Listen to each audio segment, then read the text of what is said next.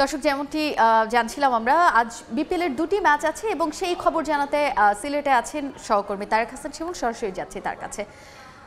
আবারও ফিরছে বিপিএল সিলেটে, যেটা হচ্ছে যে বলি যে হাই ভোল্টেজ ম্যাচ। এ কারণে বর্তমান চ্যাম্পিয়ন এবং কি উঠতে থাকা রংপুর রাইডার্স মুখোমুখি হবে কিছুক্ষণের মধ্যেই।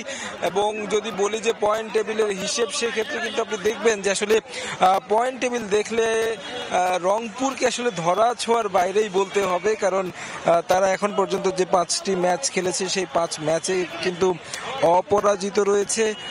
দেখতে পাচ্ছেন দর্শকদের উপস্থিতি বেশ চোখে পড়ার মতো। আজকে আমরা দেখছি রংপুরের জার্সি গায়ে অনেক সমর্থকরা এসেছেন, পাশাপাশি বরিশালেরও বেশ ভালো একটা ফ্যান বেজ রয়েছে। আমরা প্রতিটি ম্যাচেই দেখি অনেক দর্শকরা আসে বরিশালকে সমর্থন দিতে, তাদেরকেও আসলে দেখছি। পাশেই কিন্তু টিকিট কাউন্টার রয়েছে, স্টেডিয়ামের যে লাক্ষাতুরে স্টেডিয়াম তার পাশেই বুথ রাখা হয়েছে টিকিটের জন্য, এবং সেই টিকিট কাউন্টারেও কিন্তু বেশ লম্বা লাইন দেখা যাচ্ছে দর্শকদের।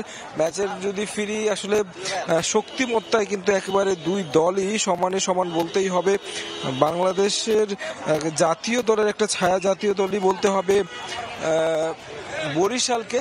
তামিম ইকবাল থেকে শুরু করে নাজমুল হোসেন শান্ত থেকে শুরু করে তাওহিদ হৃদয়, মুশফিক, মাহমুদুল্লাহ, তাদেরকে নিয়ে শক্তিশালী দল নিঃসন্দেহে বরিশাল। তবে রংপুর যে আসলে গ্লোবাল T20 লিগটা আসলে জিতে এসেছে, সেই থেকে দলের মধ্যে যে বন্ডিংটা তৈরি হয়েছে সেই বন্ডিংটার উপর ভর করে, পাশাপাশি তাদের বিদেশি তারকা, স্পেশালি বলতে হবে ওপেনার অ্যালেক্স হেলসের কথা, যিনি কিনা গত ম্যাচের আগের ম্যাচে কিন্তু একটা দারুণ সেঞ্চুরি পেয়েছেন। গত ম্যাচে আসলে 50-র কাছাকাছি গিয়ে আউট হয়েছেন ঢাকা ক্যাপিটালসের বিপক্ষে। সব মিলিয়ে আসলে এই ম্যাচটায় যেমন মাঠের উন্মাদনা আসলে সবাই প্রত্যাশা করছে, দর্শকরাও আসলে সেটা উপভোগ করতে এখানে উপস্থিত হয়েছেন। যদি বলি যে এর পরে আরও একটি ম্যাচ রয়েছে চট্টগ্রাম কিংস এবং কি ঢাকা ক্যাপিটালসের মধ্যে। দুই দলের অবস্থান কিন্তু খুব বেশি একটা ভালো নয়। ঢাকা তো কোনো ম্যাচই জিতেনি, যেখানে চট্টগ্রাম একটি ম্যাচ জিতেছে। আসলে দেখার পালা আসলে কতটুকু ঘুরে দাঁড়াতে পারে ঢাকা, নাকি চট্টগ্রাম জয়ের মধ্যে থাকতে পারে। তো আমার কাছে এই ছিল সবশেষ খবর সিলেট থেকে।